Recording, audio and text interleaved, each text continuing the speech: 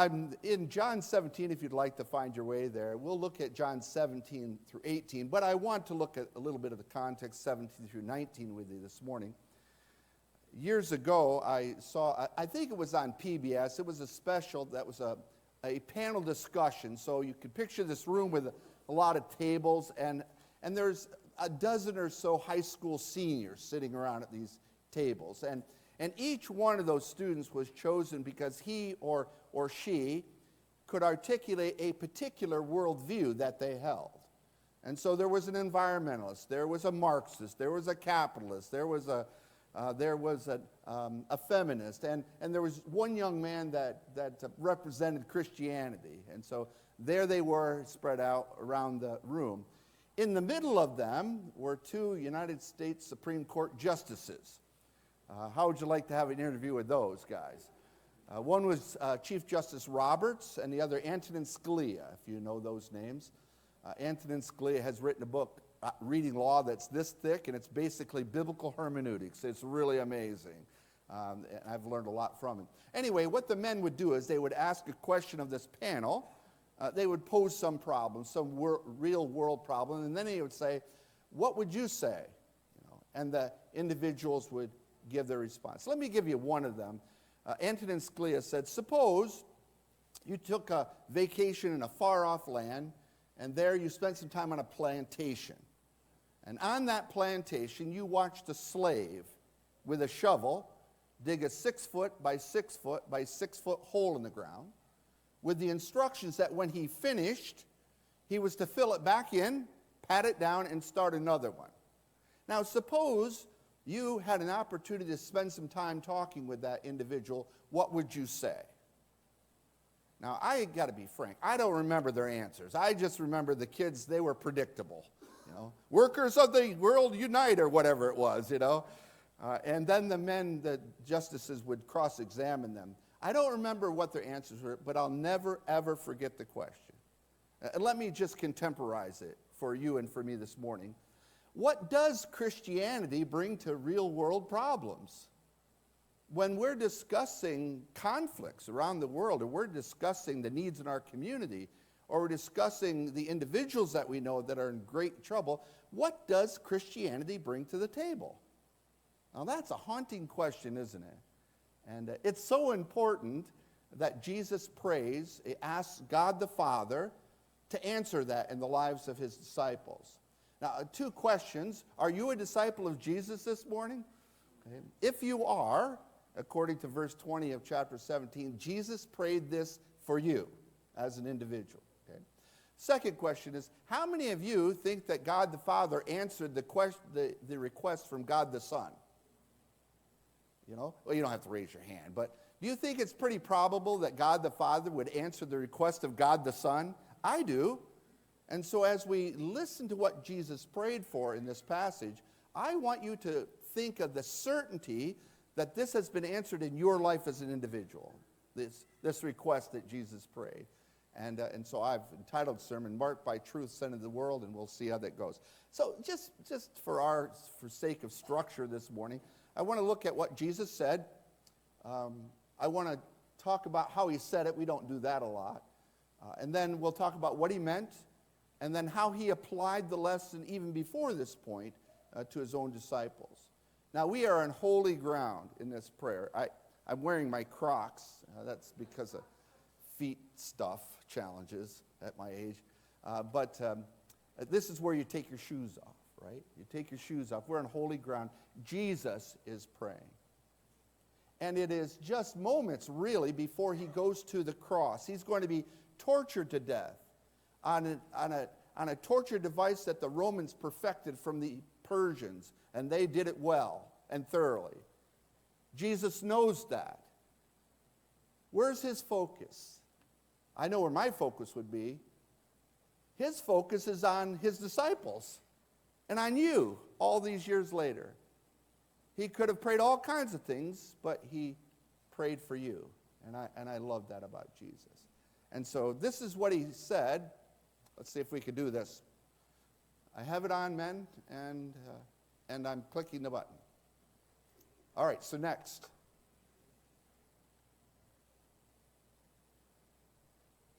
I love technology, don't you? I really do. Here's what Jesus prayed. Next slide. All right, that's what he prayed. Anyone read that this morning?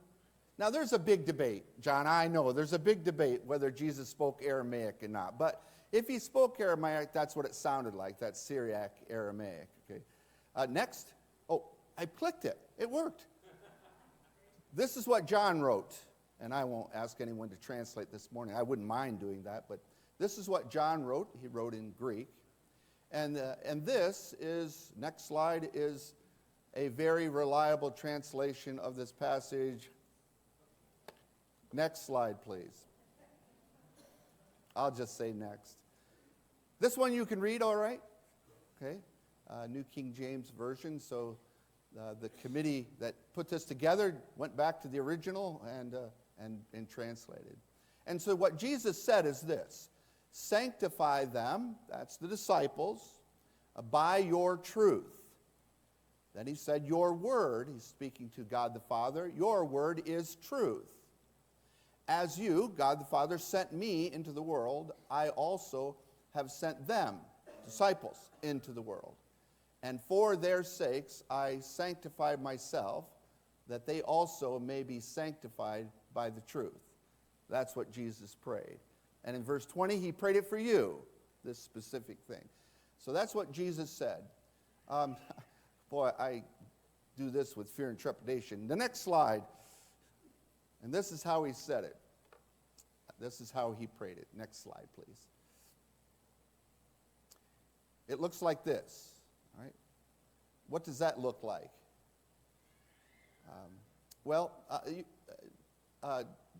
I'm just going to say next. Next. You'll notice that it says, wow, that's...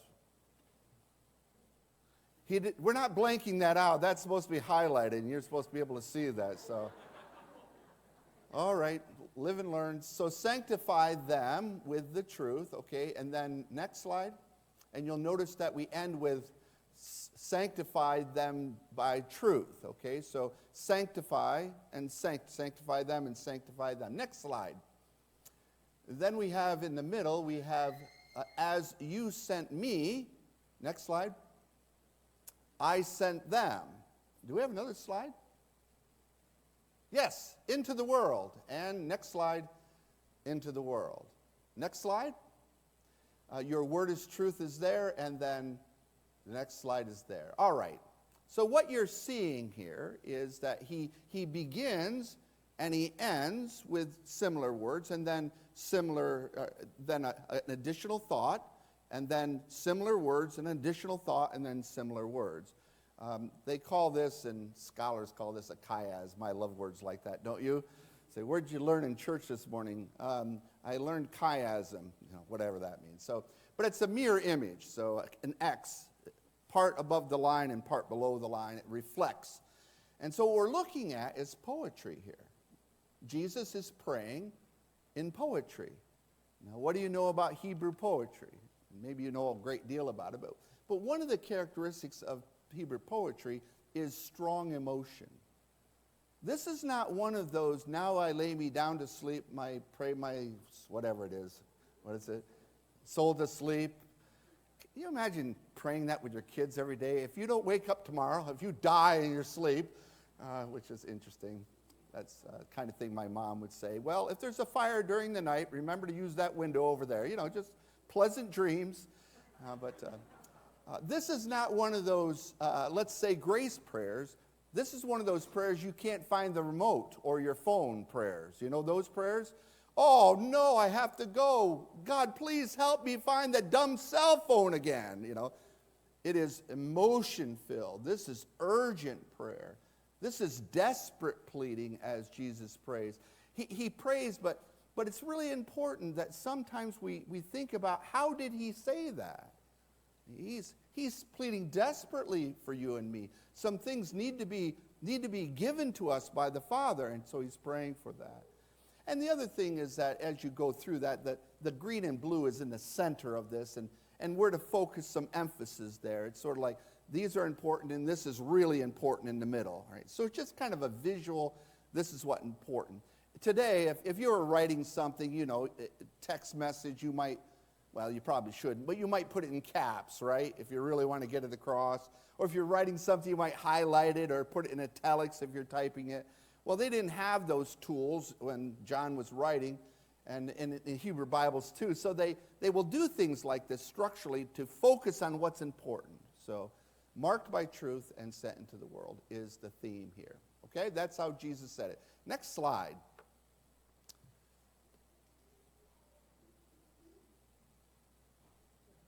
If there is one. This is what the Father did in response. So Jesus prayed, and this is what he did in response. Number one. The next slide, please. As a result of Jesus' prayer, God the Father has given each disciple of Jesus, ...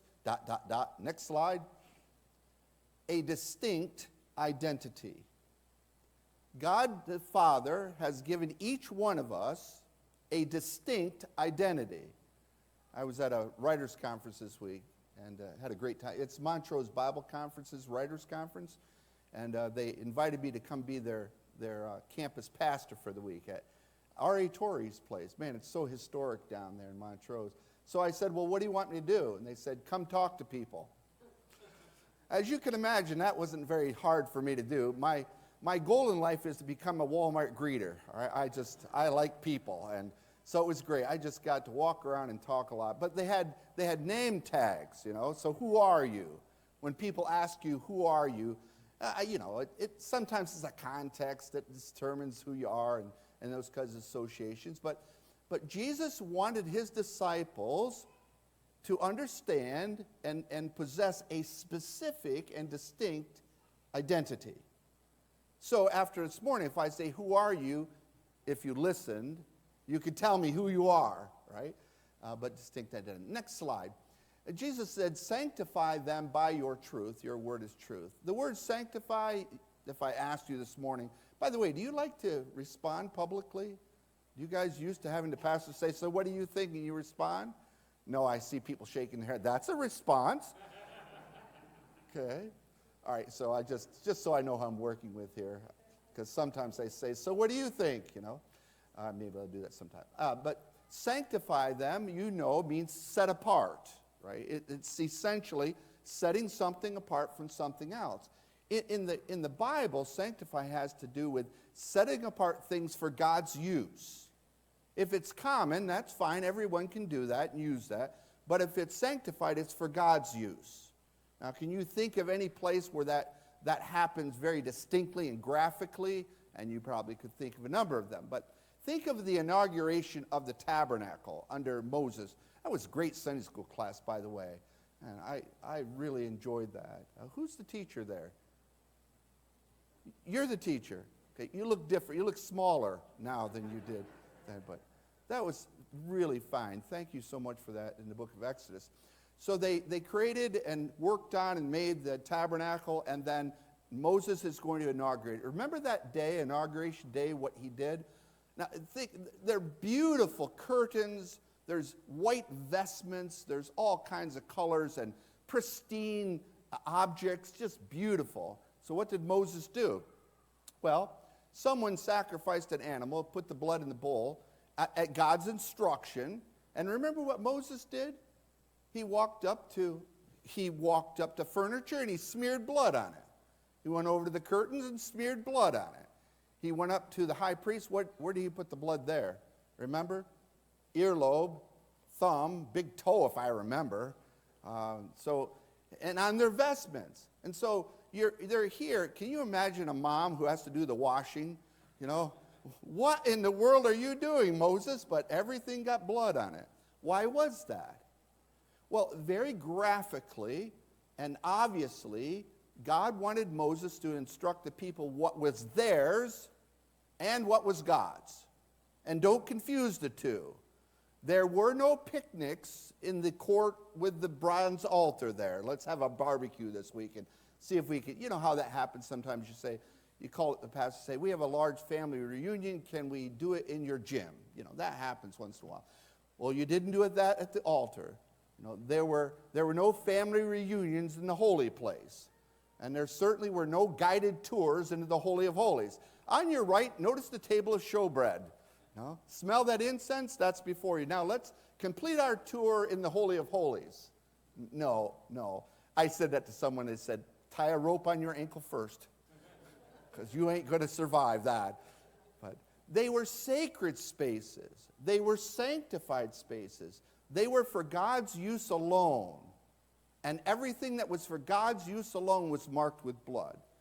That blood smear distinguished what was common from what was sacred. Does that make sense?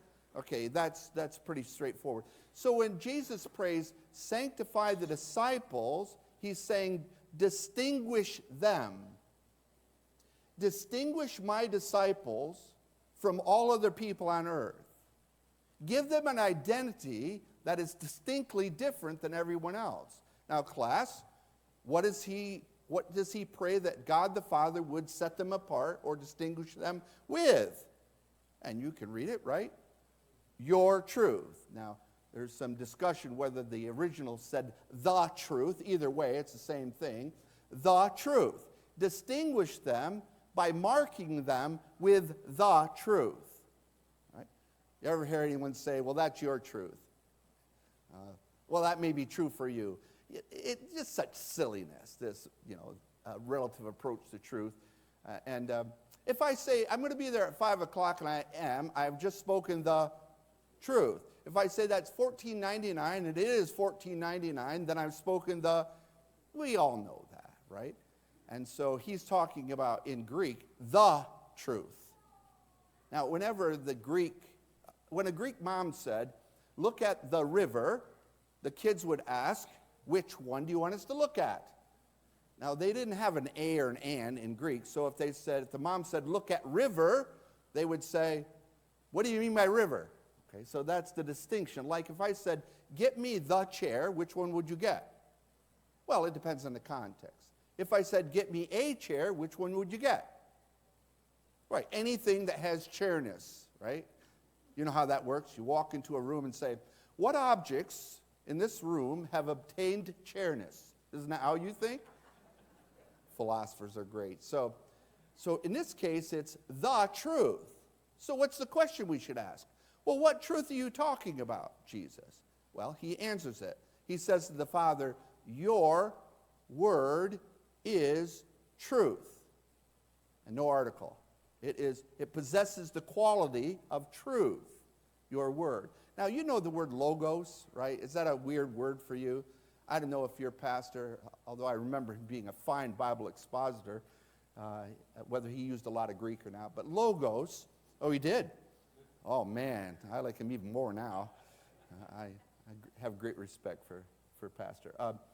The logos for a Greek mind, well, that's how John begins. Remember, in the beginning was the Logos, and the Logos was with God, and the Logos was, no article, God quality. So it was, in the beginning was the Word, wasing, continually existing, and it was with the Father, and the Word was God quality. So when a Greek heard that, that wouldn't be too off-putting, because for them, the Logos was the rational mind behind all that is. So Aristotle and Plato and those guys, if you remember those names, they would agree that Logos is the mind behind creation. It's not accidental. It's not poof, it popped out of nothing. But there's actually a mind behind all the things we see. And because of that, we can do science. You remember, you know that the great scientists, so many of the great scientists were Christians, right? They knew that the world makes sense, the universe makes sense, because God is rational. He's reasonable, and mathematics and all that stuff works because God is behind it out. Now, Aristotle couldn't care less whether that mind was personal or not, and Socrates said, yes, it is personal, so they were always arguing about stuff like that, and we're still arguing about stuff like that. But simply, God created all things. All the things that actually are, he created, and they're real. And so when he speaks about creation, he speaks truly. Everything God says about creation is true. You can depend on it. Now, he's not created. God also knows himself, and he has spoken about himself. And whatever he says about himself is always true, always reliable. Okay, so let's bring this back. Jesus is praying that God would distinguish each believer with the truth that corresponds to what is real in the whole universe, and that they would be distinguished by carrying that truth. All right? Does that make sense where we are now? So if you're a disciple of Jesus Christ, you have been marked by the truth. There are things that you know about life that are absolutely true and reliable. Isn't that great? There are things you don't have to guess about. You know they're true. And there are Bible scholars that are unsaved that know more of the Bible than I do, and Greek and Hebrew and all that stuff than I do. However, they don't believe what they read. Why is it that you do? Well, because you came to Christ, and you're indwelt by the Spirit of God. And now you not only see truth, but you believe the truth, and that's transformed your life. So mark the disciples with the truth. Everything you say is truth. Well, because you created it all. You're talking about things that you know all the things about them, so it's always reliable. So distinguish them by that. Next slide there. So our identity is we are truth bearers. Okay? We are, by identity, truth bearers. Would you repeat after me? Is it okay if you repeat after me? I am a truth bearer. Now, when you meditate on Scripture, you know how you emphasize each word in order sometimes? So let's do that. I am a truth bearer. Repeat. Excellent. I am a truth bearer. Excellent. I am a truth bearer. I am a truth bearer. Either that or you're going to sleep. Okay. I am a truth bearer. Excellent. So, you have to be imagining the thing here. Is that suppose that when the first biblical truth I ever learned, I just wrote it on my hand. You know, can you imagine a hand with every biblical truth, every truth in the Bible written on your hand? Maybe you need two hands. Any of you write that small? But just for the sake of discussion and imagination, suppose that we had all of the biblical truth written on our hands. There they are. We go into the world bearing that truth. Right? There it is, all those things that are true. We possess them. And what a great thing that is. So why did God give us that distinguishing mark? And I think because of Jesus' next point. Next slide. As a result of Jesus' prayer, God the Father has given us not only a specific identity, but he has given each disciple of Jesus, next slide, a distinct purpose. Does that sound interesting? I mean, does that sound familiar? What does everybody ask eventually? Well, who am I, right?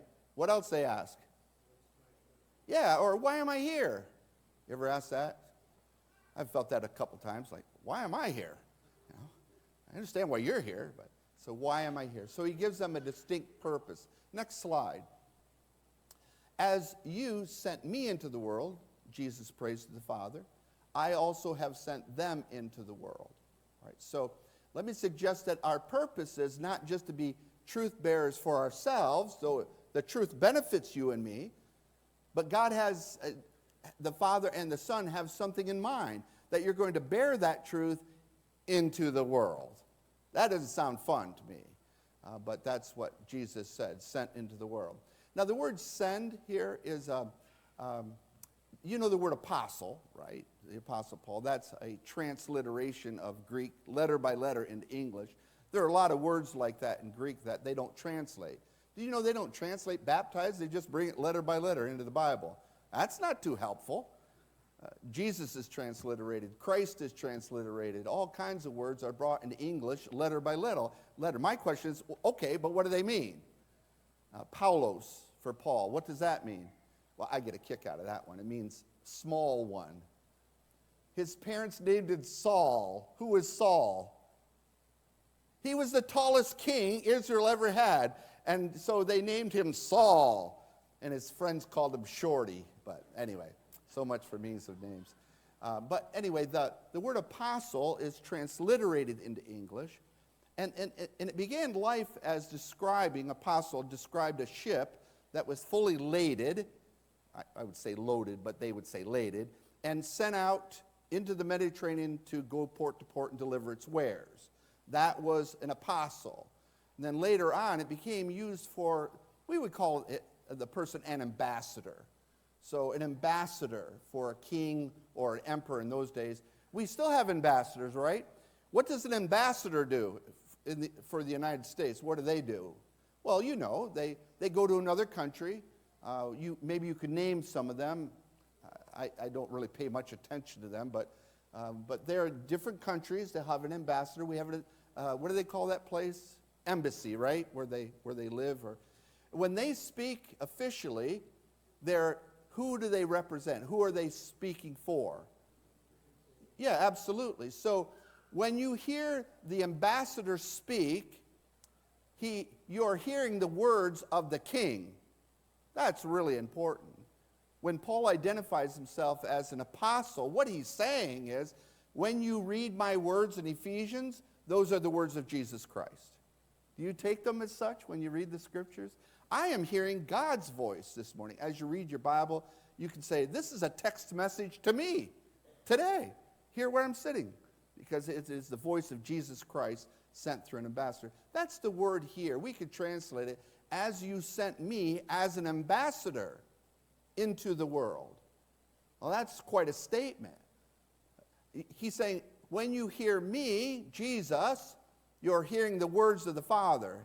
Did he ever make that clear through the Gospels? Absolutely. The words I'm speaking to you are not my words. They're the Father's words. You're hearing God as I speak to you. And then it's astounding. He said, as we have that relationship, I'm going to have the same relationship. I am sending them as ambassadors into the world. Okay, so that's the purpose he prayed for. Distinguish them with truth, give them the truth, and then send them out into the world as ambassadors. What's that mean? Well, when you're speaking truth to people, they're hearing the voice of God, whether they recognize it or not. When you speak God's truth, they get to hear from God. That's a really good thing. I think next week I'll do Philippians 2 to drive this point home, but Jesus is not physically here in this auditorium this morning, though he is spiritually, correct? Okay. The Father, the Son, the Spirit are beholding the things that we're doing this morning, and I hope they're glorifying, don't you? That God is pleased with what we do.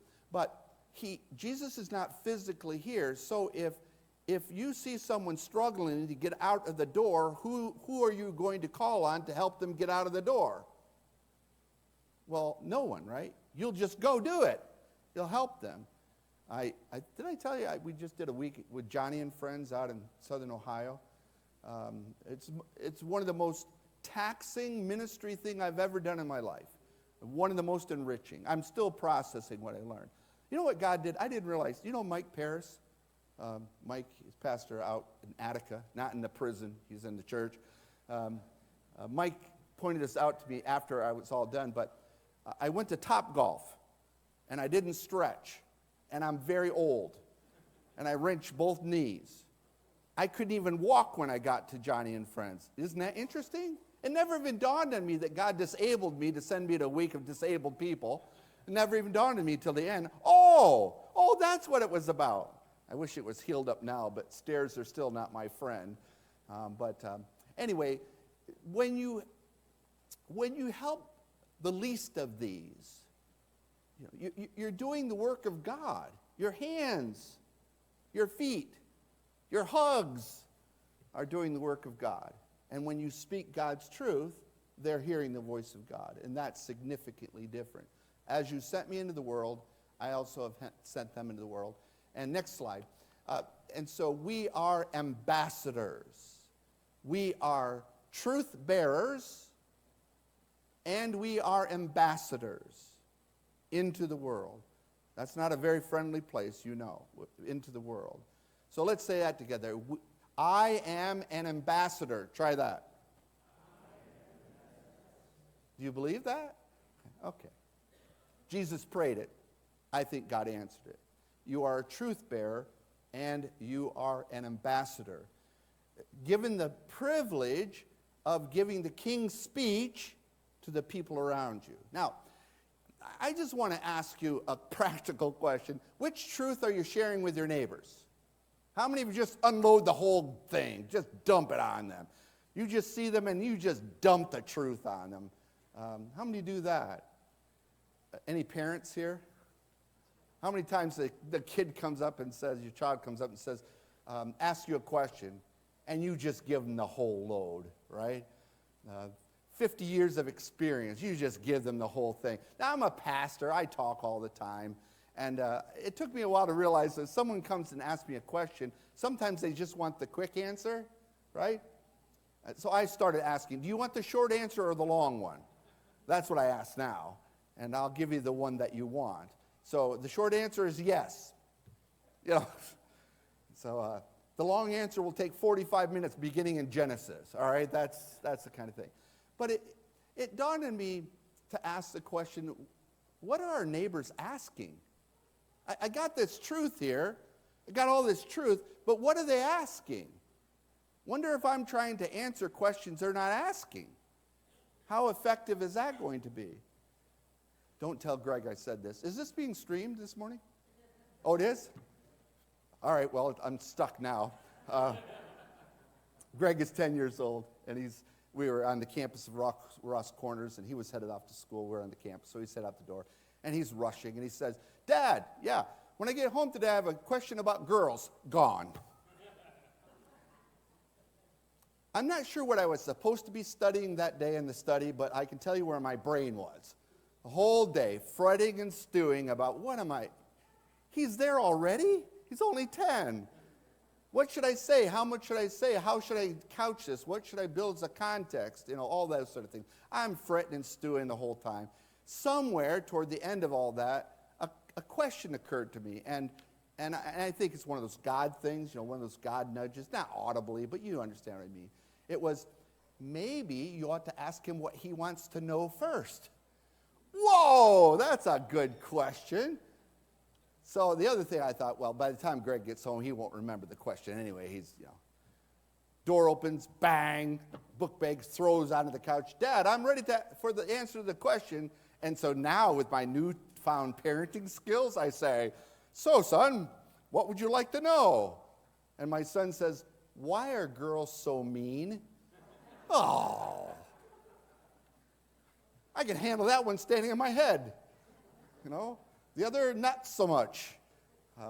So I could have said, well, we're built differently, we're wired differently, and young men and women are trying to express things that they're feeling deeply and thinking, and they're just having a hard time expressing that. And so you'll just have to be patient and learn how to communicate. That's what the glory of this thing is in relationships like this. And so, but I'm not sure what I said, but I remember learning, that probably is a good thing for ministry from this time on, is just say, well, what do you want to know? Say, I want to know that, well, what specifically might be a real help in saving time. So here's the question again. What are your neighbors actually asking you? I doubt seriously that they're asking you, what does predestination mean?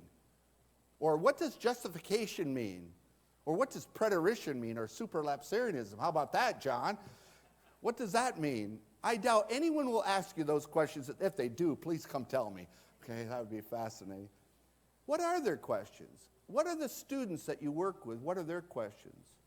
What are the workmates that you're around all day long? What are they asking? What are your grandkids asking in this culture? What are they asking? What are the things that really matter to them? Well, I think you start thinking about that, and maybe we can identify some things where we can specifically apply truth to without giving them the whole load all the time. Does that make any sense at all? And so what are the people, if you're a writer, if you're a speaker, if you're a Sunday school teacher, you're communicating God's word regularly, I think it's really helpful to ask, what is my audience asking? And then find the biblical truth that fits that really well. All right? Next slide. This is how Jesus had already applied the concept. And next slide, and this is really familiar to you. Matthew 5:13. He said this, "You are, disciples, you are, not you will be, you are the salt of the earth.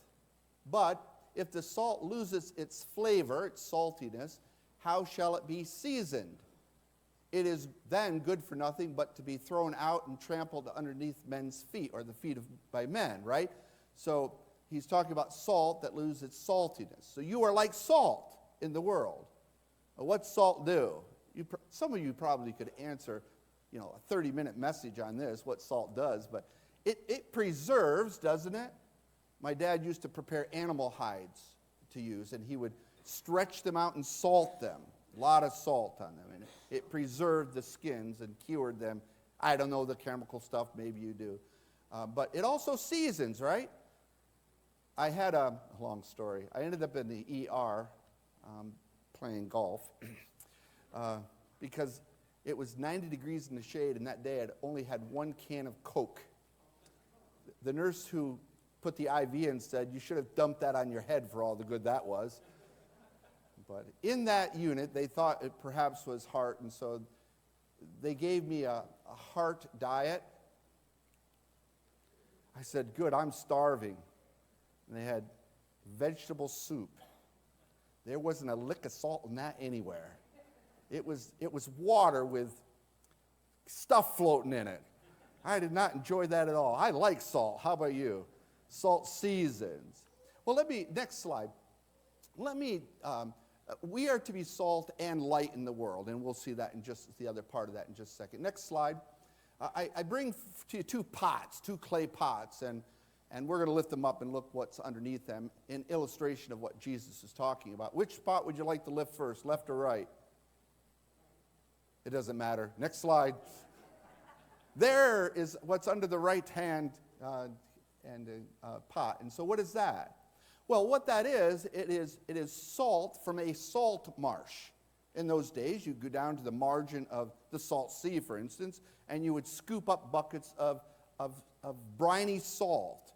Now, it's composed of salt and sand, and you can't tell the difference. So you bring it home, and this is our pile of salt that's been underneath the bucket. So let's taste it. This is for all you tactile people, right? How do you taste things like that? I go, touch, and then, wait a minute, that's not salt. That tastes like sand. So mix around a little bit. And that's not salt either. That tastes like sand. I mean, sand's fine, but that's not what I want in my soup, right? And you could dig all the way down, and it's all sand. What happened? Well, what happened was that pile was exposed to water, and that water has leached all the salt away and left just sand. And so Jesus is making this, he's using this as an example, that the saltiness has left the pile through what? Through neglect. I just haven't paid any attention. And so the salt has leached away. Now, let's just think about, Jesus said, you're salt. You're going to the world representing me. You have a reputation. You have an identity, and you have a purpose, and it's illustrated by salt. But if you neglect it, what will happen? Well, that testimony gets lessened. So here's the first applicational question has your testimony in some way been lessened just through neglect? You're paying attention to all kinds of important things, and you're forgetting your true identity and your true purpose. Other things have become your identity. Other things have become your purpose. It's just neglect. You didn't plan on moving away from God. No one does. I wake up in the morning. I think I'll flee from God today. It doesn't usually happen that way, right? More barns fall down through neglect than any natural disaster, right? And so through neglect. Next slide. So is my testimony being rendered useless by neglect? I think that's an important question for believers in whatever circles you're in. Is your testimony still bright? Do you remember the day when you couldn't wait to tell everyone about your faith in Jesus Christ? Wow, I just got saved. Whoa! Maybe you had a more calm or salvation experience than that, but you know what I mean. There was a time when you told everybody. You were a first grader at lunch, and you made sure you talked to every one of your friends in school and asked them if they went to church. Remember those days? And if you were saved as an adult, you remember those first days? Man, you just couldn't stop talking about Jesus and what he'd done in your life. Has it dimmed through neglect? Next slide. He says, you are the light of the world. A city that is on a hill, set on a hill, cannot be hidden, nor do they light a lamp and put it under a basket, but on a lampstand, and it gives light to all who are in the house. So you are like salt, Jesus says, and you're like light. Next slide. So here's our pots. Which one would you like to look under this time? It doesn't matter. Next slide. What is that? That's a lamp. That's an oil lamp, sorry. That's a first century oil lamp. How many of you think that got underneath that pot by neglect? I don't. That's not accidental. Why would anyone cover up a lamp after they lit it? I can tell you why. Out of fear of what the neighbors are saying. Turn the light off, they're saying. That's too bright, they're saying. My neighbor just got a new roof put on, metal roof on his mobile home by an Amish crew, which is always fun. And they were there and done. And so I was rejoicing for my neighbor until 7:50 in the afternoon when the sun glints off that now and hits me right in the face and my study chair. And so I've asked him to move the trailer, and he's agreed. No. The question is it possible, well, the next slide is the application. Is it possible that my testimony is being rendered useless by fear? I'm just afraid of what people may say. I don't like the response. I went home after a hard day. I think I was mowing. I got changed, a nice new white shirt and shorts, and went down and sat in the family room. And my wife loves dim lighting for our family room, and so it's dim. And I grabbed a piece of pizza on the way, and I'm sitting there watching some edifying show. Okay, and my wife comes down and turns on the light. And I didn't notice it until then, but I'd spilled sauce all the way down that white T-shirt onto my shirt.